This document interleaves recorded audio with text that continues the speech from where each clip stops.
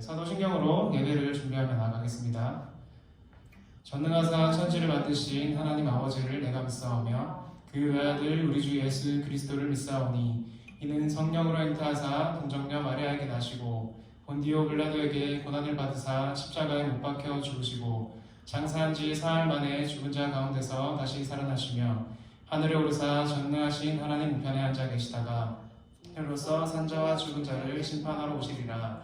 성령을 믿사오며 거룩한 공회와 성도가 서로 교통하는 것과 죄를 사하여 주시는 것과 몸이 다시 사는 것과 영원히 사는 것을 믿사옵나이다. 아멘.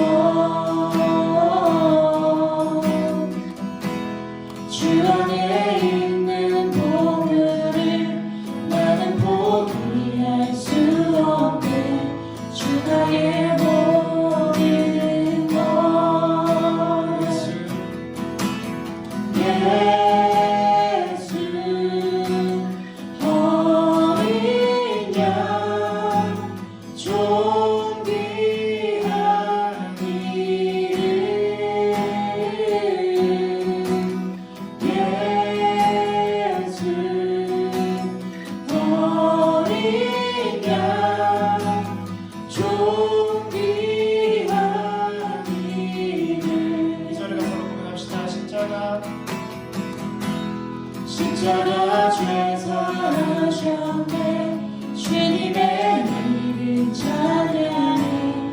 주 나의 모든 것. 쓰러진 나를 세우고 나의 빈자를 채우네. 주 나의 모든 것. 예수 어린 양 존귀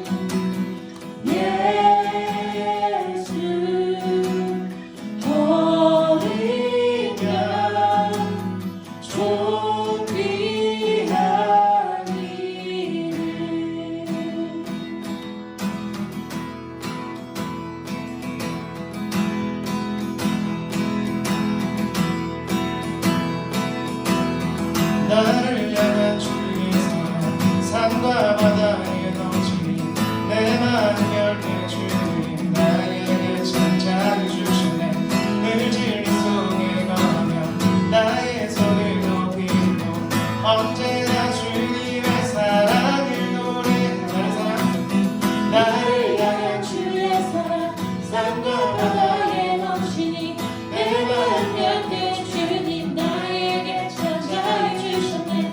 늘 진리 속에 거하며 나의 손을 높이 들고 언제나 주님의 사랑을 노래하리. 주의 사랑 노래하리라. 영원토록 노래하리라. 주의 사랑 노래하리라. 영원토록 노래하리라. 나를 향한 주의 사랑 산과 바다에 넘치니 내 마음 열때 주님 나에게 찾아해 주셨네. 늘 진리 속에 거하며 나의 손을 높이 들고 언제나 주님의 사랑을 노래하리. 주의 사랑 노래하리라. 영원토록 노래하리라. 주의 사랑 노래하리라. 영원토록 노래하리라. 주의 사랑 노래하리라. 영원토록 노래하리라. 주의 사랑 노래하리라. 영원토록 노래하리라. 내가 춤을 출 때 다 비웃겠지만 그들도 주 알게 되면 함께 기뻐 춤을 추게 되리. 내가 춤을 출 때 다 비웃겠지만 그들도 주 알게 되면 함께 기뻐 춤을 추게 되리. 주의 사랑 노래하리라. 영원토록 노래하리라. 주의 사랑 노래하리라. 영원토록 노래하리라. 주의 사랑 노래하리라. 영원토록 노래하리라. 주의 사랑 노래하리라. 영원토록 노래하리라.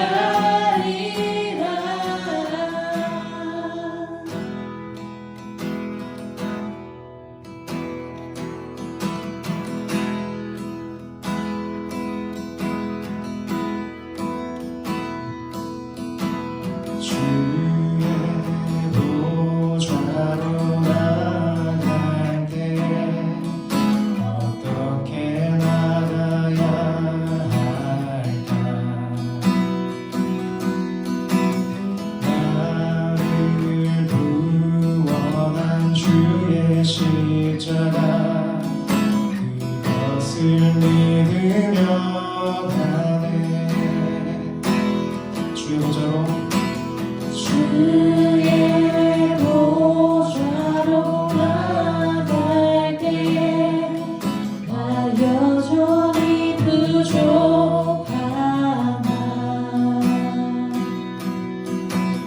나를 부르신 주의 지사 그것을 믿으며 가네. 자격 없는 내 힘이 아니 오직 예수님의 보혈로. 자격 없는 내 힘이 아니 오직 예수님의 보혈로.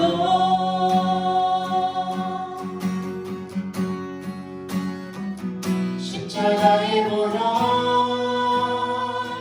완전하신 사랑 이미 원하네.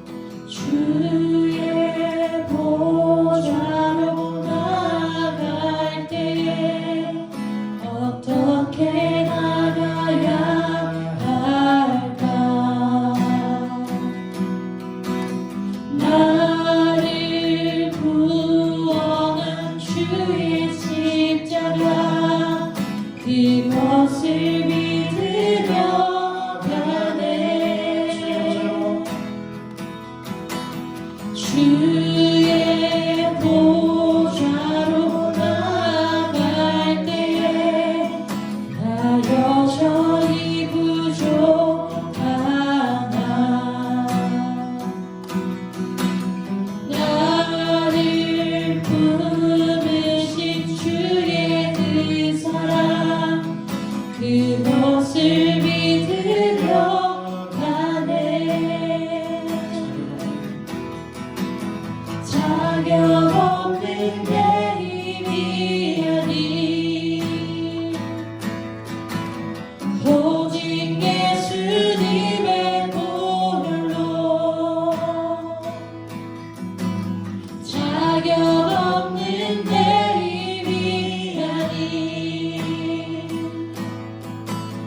오직 예수님의 보혈로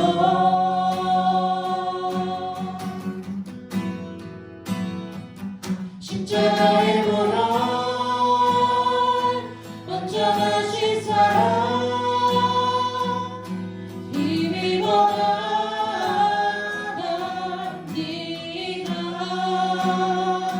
십자가의 보혈 완전하신 사랑 힘입어 예배합니다. 십자가의 보혈 완전하신 사랑 힘입어 나갑니다.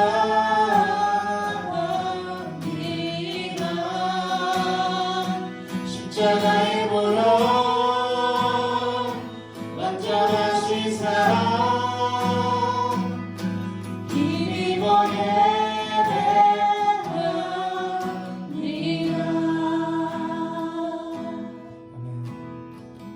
우리 예배를 준비하면서 우리 천천히 기도하면서 나가겠습니다. 기도하십시다.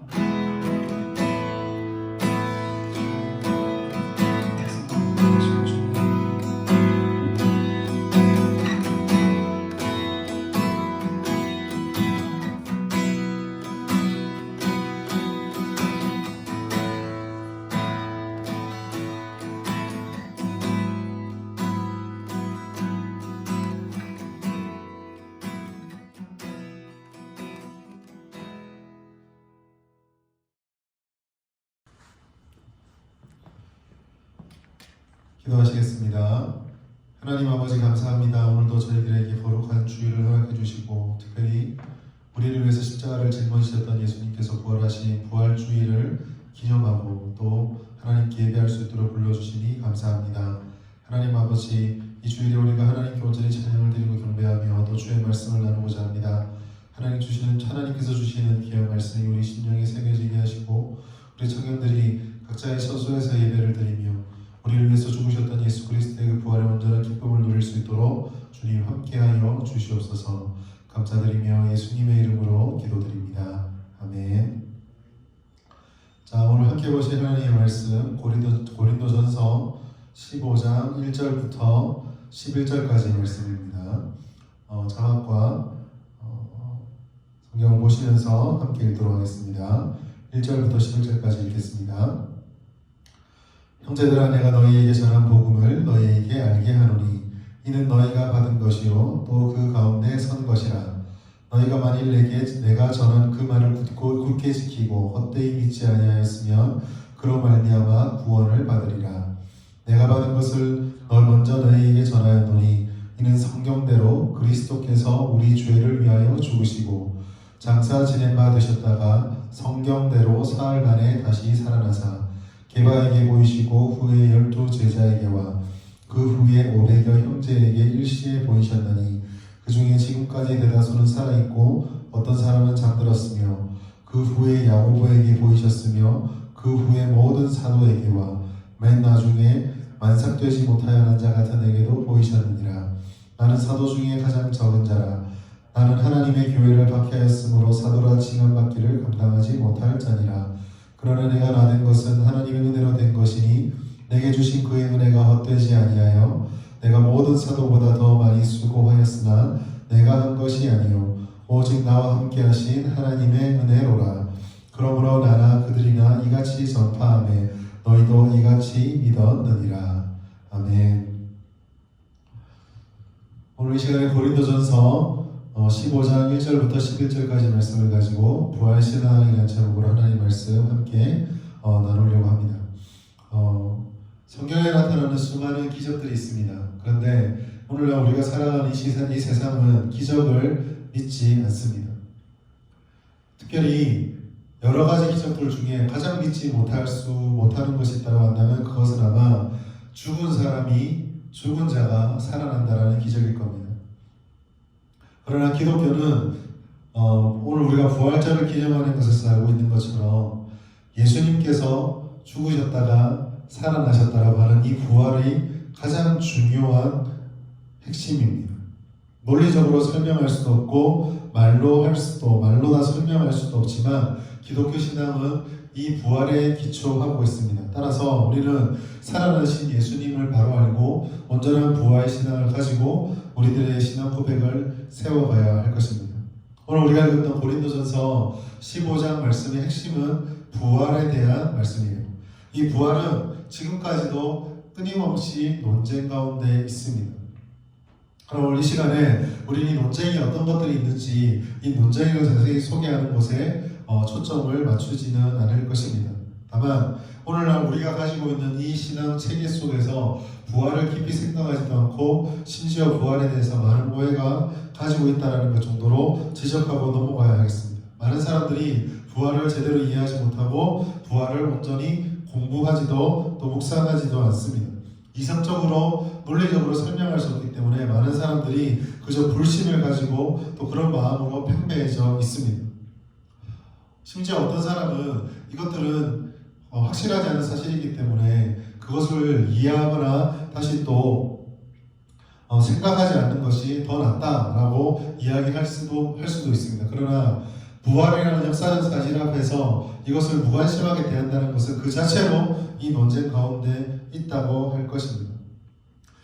오늘 여러 가지 논쟁과 여러 가지 상황 속에서 바울은 이 논쟁을 더 깊게 해가는 것보다는 다른 방법으로 우리들에게 말씀을 전해주고 있습니다. 오늘 우리가 이 시간에 그 바울의 말씀 1절부터 17절까지 말씀을 가지고 부활에 대한 몇 가지 사실들을 함께 나누고자 합니다. 첫 번째로 부활은 사람들이 뭐라고 말하든지 간에 하나님의 주권에 의해서 이루어진 역사적인 사실이라는 것을 기억해야 합니다.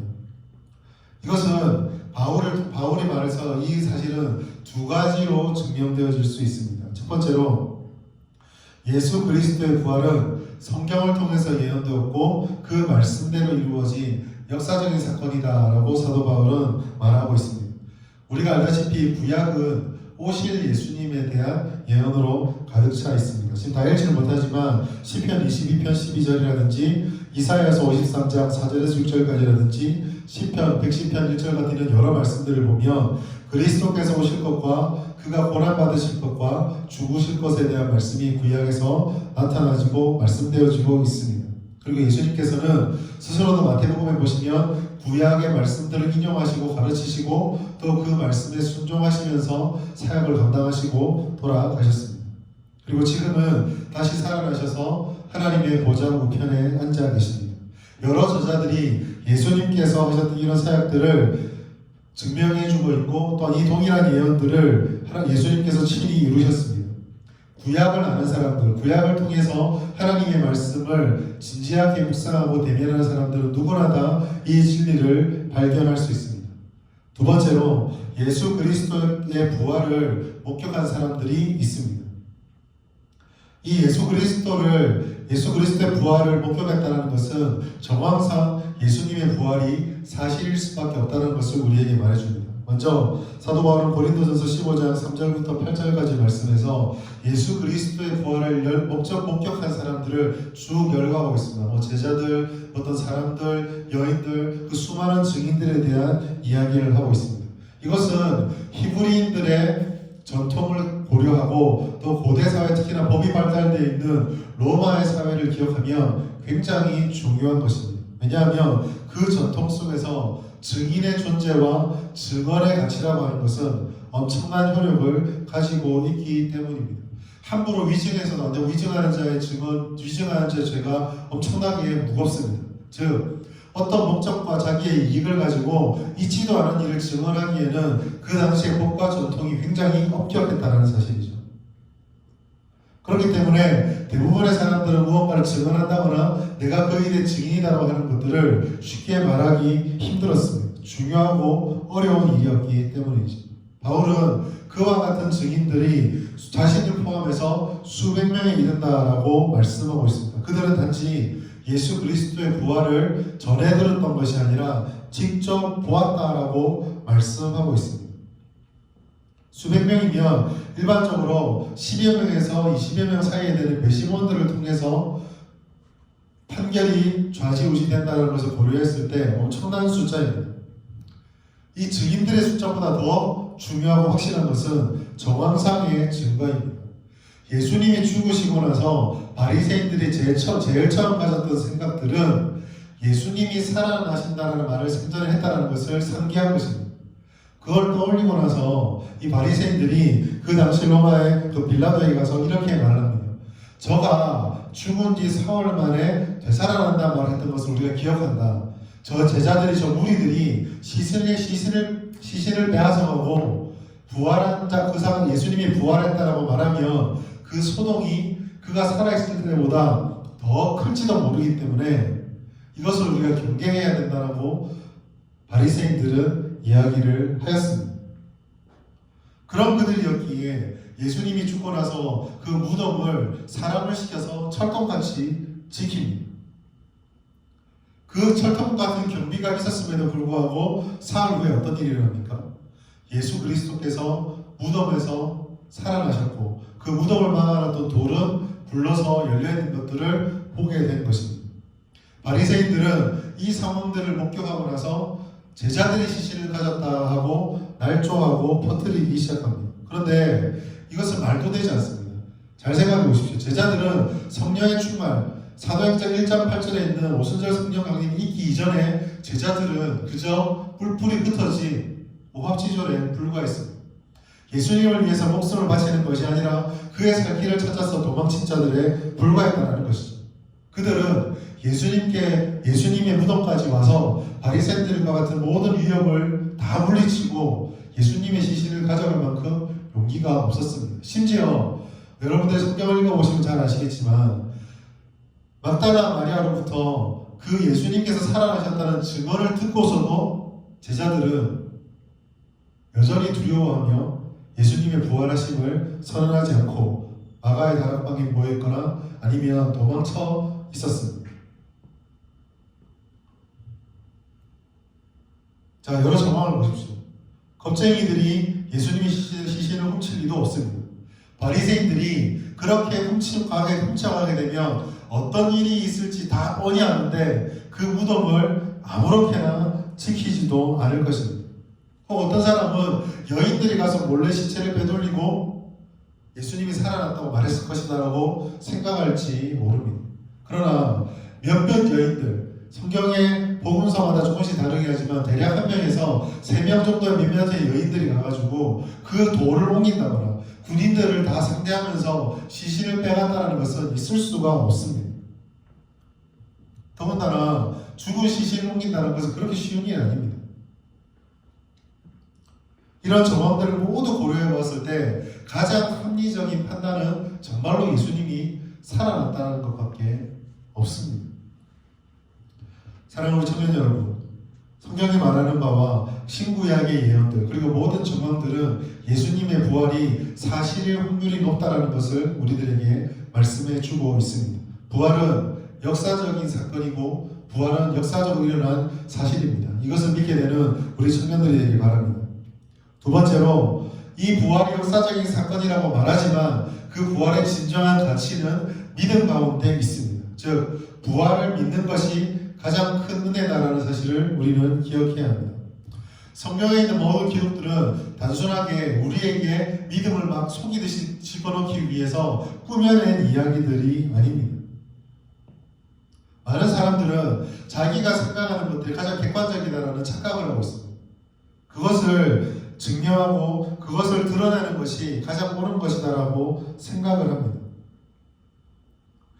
아까도 말씀드렸지만 사람들이 그렇게 주장하고 예수님의 죽으심이 아니다라고 말한다 할지라도 정황과 역사적인 사건들 말씀의 구절들이 예수님이 부활하신다는 사실을 증거하고 있다고 말씀을 드렸습니다. 그러나 그 증거가 사실이든 아니든 그것보다 더욱더 중요한 것은 예수님이 부활하신다라고 말씀을 하셨고 그분이 부활하신다는 것을 주님의 말씀을 통해서 믿는 믿음이 우리에게 있어야 한다는 것입니다.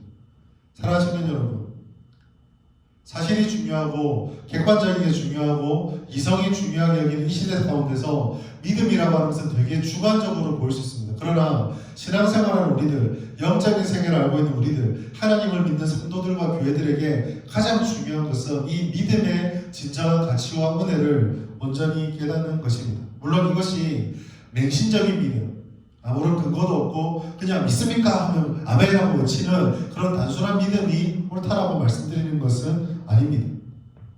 말씀의 기준조차도 무시해버리고 그저 오르면 오른 거니까 믿으니까 믿습니까? 아멘을 하십시오 라고 이게 옳다라고 말하는 게 아니다라는 것이죠.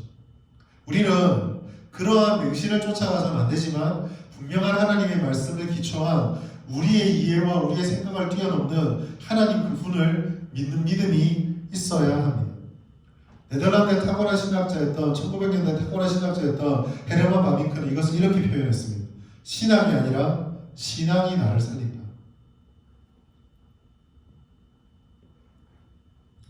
많은 사람들이 객관성을 얘기합니다. 그런데 가장 객관적인 건 어떤 걸까요? 가장 객관적인 것은 눈으로 보는 겁니다. 내가 눈으로 본 것보다 더 확실한 건 없겠죠. 그러나 사람들이 눈으로 보기만 하면 그것을 다 믿느냐라고 한다면 그런 것도 아닙니다. 왜냐하면 믿음은 내가 믿습니다라고 하는 고백으로 끝나는 것이 아니라 믿고 난 다음에 그것이 내 삶을 통해서 증명되어지고 드러나야 되기 때문이죠. 그것은 곧 믿는다라는 고백은 무엇을 결심해야 되고 그것을 내 삶을 통해서 살아내야 한다는 뜻과 같습니다. 그렇기 때문에 많은 사람들이 믿어도 그 믿음을 끝까지 지키지도 못하고 심지어 객관적으로 눈으로 본 것을 증언해줘도 믿지를 못합니다. 고린도전서 15장 6절에 보면 예수 그리스도의 살아내심이 500여 형제에게 보였다라고 말씀을 하고 있죠.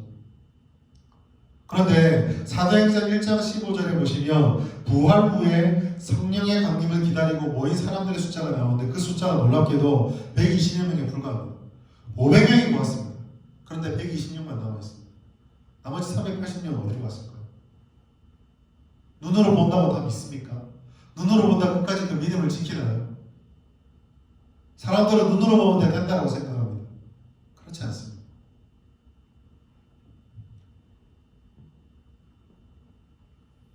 아마 제가 심장할 때 이럴 것 같아요.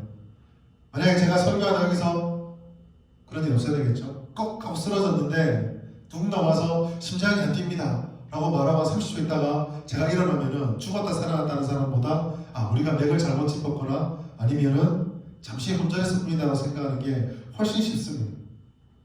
눈으로 본다고 다 믿는 게 아니라는 것이. 사랑하는 청년 여러분, 우리들에게 이 어렵고 온당한 시대를 살아가는 우리들에게 가장 이성적이고 과학적으로 이 인류 역사상 가장 발달되어 있는 이 시대를 살아가는 우리들에게 그 무엇보다 필요한 것이 있다고 한다면 그것은 우리의 이해와 상식을 뛰어넘는 하나님을 향한 믿음입니다. 부활을 믿는 믿음이 우리에게 필요합니다. 성경에서 말씀하시는 것처럼 더 확실한 사실과 더 확실한 근거보다는 믿음이 능력이 되어서 믿음이 우리를 이기게 합니다. 믿음은 우리가 가지고 있는 모든 것, 그리고 우리가 보는 것, 우리가 배우는 것, 우리가 경험하는 것들을 더 풍성하게 깨닫고 누리게 하고 더 나아가서 우리 가운데 진정한 생명을 가지게 만들어줍니다. 믿음이 있어야 부활의 사건이 객관적이든 아니든 그것을 뛰어넘는 우리에게 신앙의 근거가 되는 생명력을 부어준다는 사실이죠. 따라서 이 부활절에 우리가 예배를 드리며 정말 구해야 될 것은 부활이 누구도 거부할 수 있는 객관적인 사실, 논증할 수 있는 체계를 갖추길 구할 것이 아니라 그 부활 앞에서 하나님을 온전히 믿을 수 있는 믿음을 달라고, 그 역사를 일으키시는 주님을 향한 믿음을 우리에게 달라고 구해야 합니다. 이 믿음을 통해서 소망을 가지게 될 때에 그 소망이야말로 모든 허물, 모든 연약함, 모든 부족함, 모든 불확실함을 뛰어넘게 만들어 줍니다. 사도 바울의 치명적인 약점조차도 이 믿음으로 인해서 극복될 수 있었습니다. 사도 바울의 가장 치명적인 약점은 무엇입니까? 첫 번째는 누구보다 많이 배웠던 전통에서 했던 사람이라는 자기 자신의 내면화된 체계요. 두 번째는 그의 삶이 보여주었던 살인자요 핍박자라는 과거 전력입니다. 이 둘 중에 어느 한 가지만 우리를 사로잡아도 우리는 하나님의 사역을 하는데 큰 어려움을 겪습니다. 사역을 하다 보면 수많은 사람을 만나고 또 청년들을 만나고 여러 사람들과 대화를 하고 그들의 삶을 보게 됩니다. 안타까운 것은 많은 사람들이 한 번 실패하고 넘어져서 자기 마음속에 스스로에 대해서 확신을 가지지 못한다거나 아니면 다른 누군가에게 드러나기 조금 부족한 것을 느끼게 되면 그 다음 한 걸음을 뛰는 것에 대해서 엄청나게 힘들어요. 누구도 그렇게 얘기하지 않는데 본인이 난 옛날에 이런 실수를 했지. 난 옛날에 이런 모습을 가지고 있었어. 나는 이렇게 생각해. 이거를 극복하지 못하고 한 걸음도 나가지 못하는 모습들을 보게 됩니다. 사도 바울이 누굽니까? 그가 했던 사역은 교회를 전하고 예수님을 증거하는 거였거든요. 그러면 이 일을 할 때 자격 조건을 따졌을 때 가장 어울리지 않는 사람이 누굴까요? 예수를 저주하거나 예수 믿는 사람을 핍박하거나 죽였던 사람이 아니겠습니까? 이게 사도 바울의 가장 치명적인 약점이죠. 그러나 사도 바울은 지금 그 약점을 다 뛰어넘고 하나님의 사도로 고린도 교회를 세우고 편지를 전하고 있습니다. 왜 이것이 이렇게 되었을까요? 사도 바울은 고린도전서 15장 10절에서 그 이유를 이렇게 고백하고 있습니다. 그러나 내가 나된 것은 하나님의 은혜로 된 것이니 내게 주신 그의 은혜가 헛되지 아니하며 내가 모든 사도보다 더 많이 수고하였으나 내가 한 것이 아니요 오직 나와 함께 하신 하나님의 은혜입니다. 무엇입니까? 사도 바울은 이 모든 것이 하나님의 은혜, 즉 하나님으로 인해서 가능했다라고 말하고 있습니다. 그리고 이 은혜를 고백하는 단어 뒤에 감춰져 있는 한 가지 요소가 무엇입니까? 사도 바울은 그 은혜를 믿었다는 겁니다. 바울은 다메섹 도상에서 부활하신 그리스도를 만났습니다. 부활하신 그리스도를 본 500명의 사람 중에 300여 명은 도망을 갔지만 다메섹 도상으로 가면서 그리스도를 만났던 부활하신 주님 만났던 사도 바울은 그를 향한 모든 비판과 비난과 오해와 회방을 다 극복하고 모든 것이 하나님의 은혜입니다라는 믿음을 가지고 위대한 사도가 되었습니다. 사랑하는 청년 여러분, 누구보다 우리가 살아가는 시대는 불확실하고 많은 어려움을 가지고 우리들을 공격하고 눌러오고 있습니다. 그럼 우리들이 많은 스펙을 갖추기 위해서 달려가고 다른 사람보다 한 걸음 더 나아가기 위해서 힘있게 하루하루를 살아갈 것입니다. 열심히 사십시오. 그러나 우리 청년들이, 특별히 기독 청년들이, 우리 성명교회 여호수아 디모데 청년들이 이 어려움을 극복할 수 있는 가장 큰 열쇠는 세상 사람들이 부러워할 만한 스펙과 조건을 갖추는 데 있는 것이 아니라 그것조차도 풍성하게 사용할 수 있는 도구로 삼을 수 있는 가장 큰 능력, 믿음이 우리에게 있어야 합니다. 그리고 이 믿음은 오직 하나님으로부터 오는 선물입니다. 그 믿음을 붙잡을 때에 성령의 감동을 통해서 우리 가운데 능력이 다가오게 되고 그 능력을 붙잡고 기도할 때에 하나님과 함께 걸어가는 역동적인 삶이 우리 가운데 펼쳐지게 되는 것입니다. 구하는 자가 찾게 될 것이고 두드리는 자가 구하는 자가 얻게 되고 찾는 자에게 찾아내게 될 것이고 두드리는 자에게 문이 열리는 역사가 나타나게 될 것입니다. 오늘 이 시간에 우리 부활주일 예배 때에 이 믿음을 온전히 구하고 얻게 되는 우리 청년들 되길 바랍니다. 마지막으로 부활신앙은 단순하게 우리에게 어떤 사실을 알려주는 것 이상으로 우리의 삶을 다스리는 전적인 신앙으로 이어져야 한다는 것입니다. 내가 부활하신 그리스도를 믿습니다 라고 하는 믿음의 증언은 단순하게 입술의 고백을 넘어선다는 것을 벌써 말씀을 드렸습니다. 예수를 믿습니다 라고 고백하는 순간 이 사람은 초대교회 때는 목숨을 걸어야 했습니다. 마찬가지입니다. 입술뿐이 신앙만큼 신자를 비참하게 하는 것은 없습니다. 입술뿐이 신앙만큼 우리들을 공허하게 만드는 것도 없습니다. 더 나아가서 입술뿐이 신앙만큼 세상 사람들에게 덕이 되지 않고 세상 사람들에게 복음을 전하는데 걸림돌이 되는 것도 없습니다. 세상에서 가장 악한 악당을 사랑하라는 주님의 말씀을 듣고 아멘 하나님 그렇습니다. 내가 그런 사랑이 있음을 해야 된다는 것을 압니다. 아는 것보다 더 중요한 것은 내 옆에서 만날 나를 힘들게 하고 회방하는 그 사람을 사랑하는 것입니다.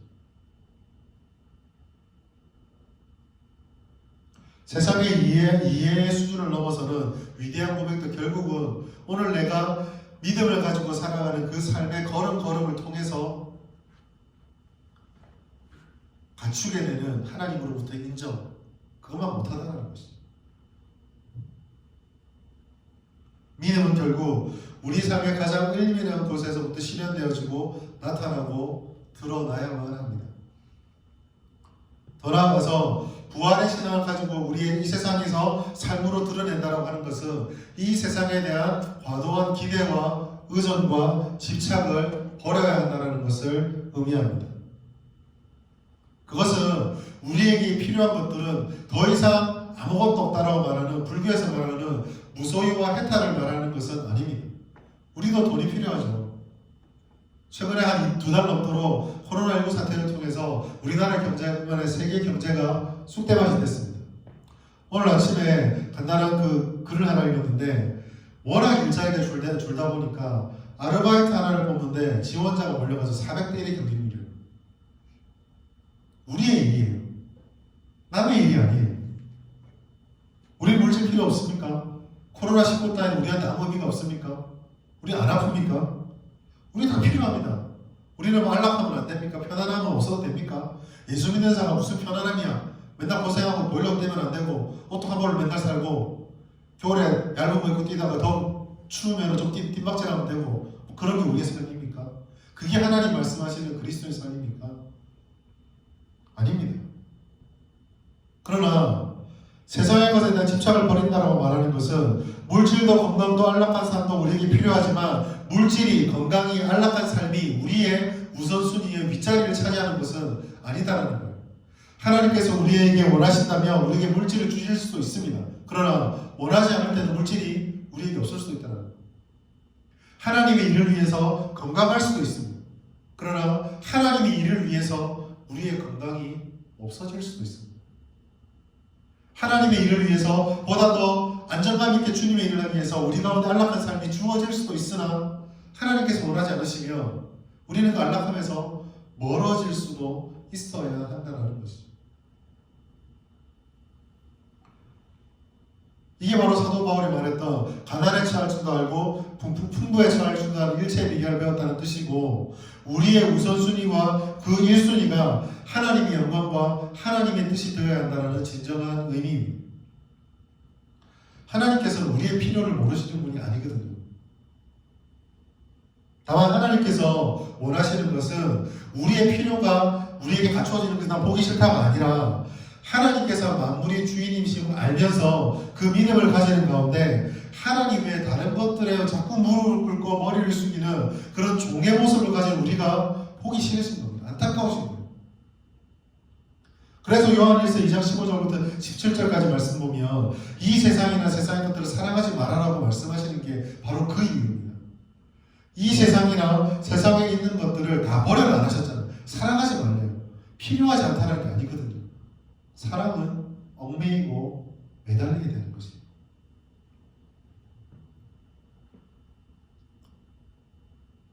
수단과 방법을 가리지 않고 목표에 먼저 도달하기 위해서 그저 올라가기만 하면 하나님께 영광이고 많이 가지기만 하면 하나님께서 많은 일을 할 수 있으니까 더 좋은 것이 아니냐는 생각은 또 그렇게 하기 위해서 나보다 나를 먼저 올리기 위해서 다른 사람과 경쟁에 무조건 이겨야 된다는 것은 수단과 방법을 가리지 말아야 된다는 것은 성경적이지 않습니다.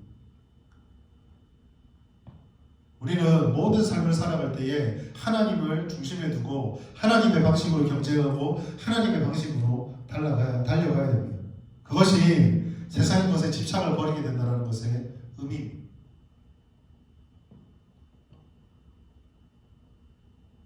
또한 부활의 신앙은 다른 사람을 살리시는 거예요.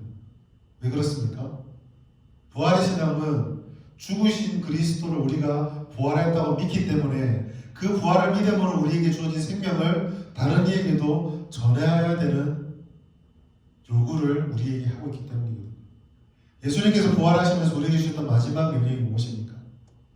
땅끝까지 이르러 내 증인이 되라. 부활하신 하나님을 믿는 우리는 그 부활의 생명을 우리의 입술을 통해서, 우리의 삶을 통해서 전해야 됩니다. 사랑하는 청년 여러분, 이와 같은 부활의 신앙을 살아가기 위해서 날마다 우리는 부활하신 그리스도와 동행하고 부활하신 그리스도를 묵상하기에 힘써야 합니다. 부활절에만 달걀을 나누고 절기를 지키듯이 1년에 4월달 되면은 그때 부활절을 지켜서 헌금하고 예배드리고 그러면 되는 게 아니에요. 예수님의 부활은 1년 365일 중에 하루에만 매여 있지 않습니다. 부활은 죽은 자가 살아났다고 하는 이 세상에 있을 수 없는 일이 현실화된 것입니다. 그 부활의 신앙이 우리를 지배한다는 것은 세상과 다른 삶, 가치관, 태도, 그 모든 것들이 우리를 사로잡는다는 의미가 되는 것입니다. 우리는 날마다 힘을 다해서 이 부활의 신앙이 우리를 지배할 수 있도록 우리 마음을 열고 닦아가야 합니다. 사랑하는 청년 여러분, 여러분을 가장 고민하게 만드는 것이 무엇입니까? 여러분이 가장 얽매여 있는 것이 무엇입니까? 이것들을 해결하기 위해서 세상 사람들은 어떻게 살아가고 있습니까? 여러분의 믿음의 가장 근거는 무엇입니까? 이 힘든 시기에, 이 어려운 순간에 주님이 살아계심이 느껴지십니까? 주님이 살아계시기에 지금도 우리의 아픔과 고통과 어려움을 기억하고 들으시면서 우리가 함께 하시고 마지막까지 우리를 지키시다는 믿음이 우리 가운데 있습니까? 주일을 벗어나 월화수목금토 6일을 살아가면서 나와 함께 살아계시는 그리스도를 나는 얼마나 기억하고 묵상하고 있습니다. 지난 한 주 동안 우리는 고난주간을 보냈습니다. 고난주간을 보내며 그리스도의 고난받으신 그것이 얼마나 우리를 사랑하시는 것인가를 함께 묵상하며 그 사랑을 깨닫는 한 주가 되자라고 말씀을 나눴습니다. 이 부활주일은 그 사랑을 붙잡은 우리가 그 어떤 환경 가운데서도 흔들리지 않을 것을 확신하고 담대히 걸어가는 믿음의 결단이 있는 그런 날이 되어야 됩니다. 사랑하는 청년 여러분, 예수님께서는 다시 사셨습니다. 다시 살아나셔서 지금도 살아계시고 영원히 살아계시며 주님 정하신 때에 다시 오실 바로 그분이십니다. 부활은 단순한 기념이 아니요 생명이고 부활은 단순한 사건이 아니요 그리스도인의 삶의 원동력입니다. 오늘 이 시간에 우리가 함께 기도했으면 좋겠습니다.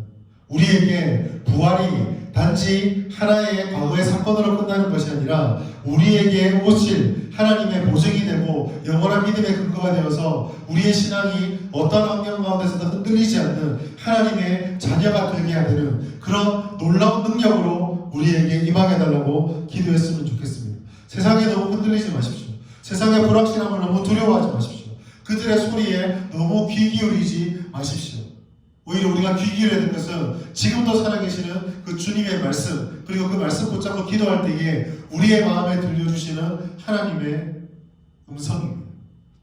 영상을 통해 예배를 하고 있지만 일주일 동안 살아간 우리의 삶을 통해서 이 영상을 다시 살펴보시고 또 날마다 주님의 말씀과 가까이 하면서 주님의 은혜를 온전히 구하고 살아갈 수 있는 우리 모두가 되었으면 좋겠습니다. 하나님은 오늘도 우리 모두를 이끄시고 우리를 붙잡아주고 있습니다. 이 풍성한 은혜를 누리며 살아갈 수 있는 온전한 부활의 신앙을 가지고 우리의 마음을 지켜가며 하나님의 능력 있는 삶을 누리며 살아갈 수 있는 우리 모든 청년들 될 수 있기를 주의 이름으로 축복합니다. 이 시간에 말씀을 생각하시면서 함께 동성으로 기도하겠습니다. 하나님, 우리 마음속에 부활의 신앙이 역사적인 사건을 넘어 믿음이 되게 하시고 능력이 되게 하시고 그래서 이 불확실한 세상 속에서 하나님 앞에 흔들리지 않는 믿음의 일꾼으로 우리들을 세워 주시옵소서. 우리 1, 2분 동성으로 기도하며 나가시겠습니다. 기도하겠습니다. 하나님 아버지 감사합니다.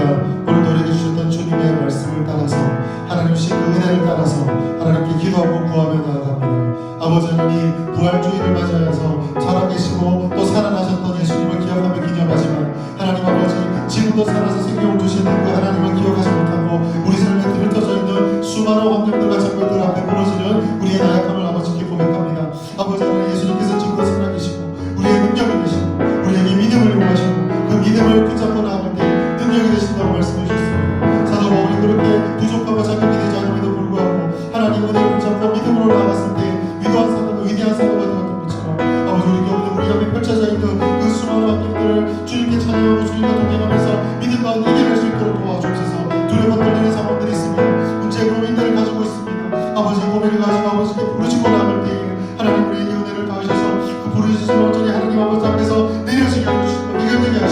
아버지 그 어떤 역경도 하나님과 동행하는 이길 수 있는 그런 믿음의 사람들 될 수 있도록 우리 청년들을 기억하여 주시고 인도하여 주시옵소서. 믿음을 주시옵소서. 믿음 붙잡고 살아가게 하옵소서. 하나님의 부활신앙이 우리 가슴과 심령을 사로잡아 어떤 가운데서 흔들리지 않는 그런 굳건한 심지의 성령의 인물들로 살아갈 수 있도록 그런 믿음의 사람이 될 수 있도록 하나님 도와주시옵소서. 하나님 아버지 감사합니다. 오늘도 우리에게 예배를 허락해 주시고 특별히 이 부활주일 예배를 하나님께 드리게 주시니 감사합니다. 하나님 아버지 아직까지 우리 함께 모여서 예배를 드리지 못하지만 우리가 있는 바로 이곳에 하나님께서 이미 계심을 믿습니다. 아버지 하나님 우리가 드렸던 예배를 기뻐 받아주시고 하나님께 드리는 이 찬미와 아버지께 드리는 이 결단들이 하나님 기뻐하시는 것이 되어서 우리의 삶을 바꾸고 변화시키는 능력이 되게 하여 주시옵소서. 믿음을 가지게 하여 주시옵소서. 아버지 하나님 주시는 살아계신 예수 그리스도를 붙잡고 우리가 주님께 부르짖을 때마다 우리에게 힘을 주시는 그 하나님을 경험하게 하시고 아버지 우리가 믿음이 아버지 굳건하게 자라서 날마다 주님의 은혜를 더 풍성하게 누리는 삶이 되어 이 세상에 흔들리지 않고 담대히 극복하고 살아갈 수 있는 우리가 흔들리지 않는 강건한 청년들이 될 수 있도록 하나님 도와주시옵소서. 이 말씀과 해주신 은혜를 붙잡고 또 한 주를 살아갑니다. 이 한 주를 살아가며 넘어지려고 할 때 우리 손을 잡아주시고 넘어졌다고 할때 다시 일어날 수 있는 믿음을 더하여 주시고 그래야 해서 이 한 주의 삶이 하나님과 동행하고 하나님의 기쁨이 되는 삶이 될 수 있도록 주여 함께하여 주시옵소서. 감사드리며 이 모든 말씀 예수님의 이름으로 기도드립니다. 아멘. 우리를 살아있는 주 예수 그리스도의 은혜와 아버지 하나님의 극진하신 사랑과 성령의 교통하심 부활의 신앙을 붙잡고 우리의 마음을 새겨가며 그 믿음을 가지고 이 땅을 담대히 살아가기를 결심하는 모든 청년들 머리 위에 지금으로 대원까지 함께 있을지어다. 아멘.